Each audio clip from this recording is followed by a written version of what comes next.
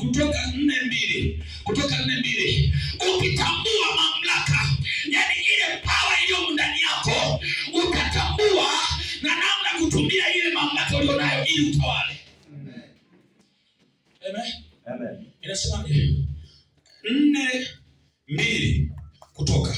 Bwana akamwambia, ni nini hiyo ulio nayo mkononi mwako? Anaulizwa Musa, una nini mkononi? Yani alicho nacho atabui. Anasema una nini? Rudia tena. Bwana akamwambia, ni nini hiyo ulio nayo mkononi mwako? Ndio. Akasema ni fimbo. Yes, it's ni fimbo.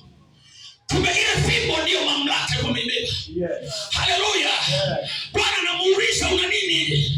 Sikiliza, ili utawale, umiliki, ili uongezeke, ili utambue mamlaka uliyoibeba. Kwa mamlaka niliyoibeba ni zaidi ya mamlaka ya mchawi.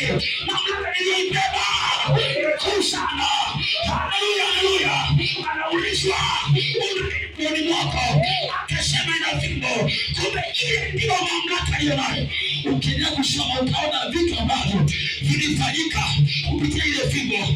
Haikuwa fimbo ya kawaida. Ilikuwa ni utawala. Ilikuwa ni mamlaka. Sikiliza, ukitambua kilichomo ndani yako, utatawala. Ukitambua ukibeba, utaongezeka. Haleluya.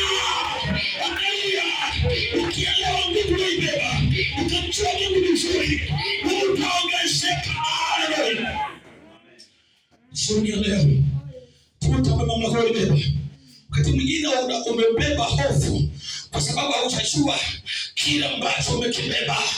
Haleluya. Haleluya. Natamani mjue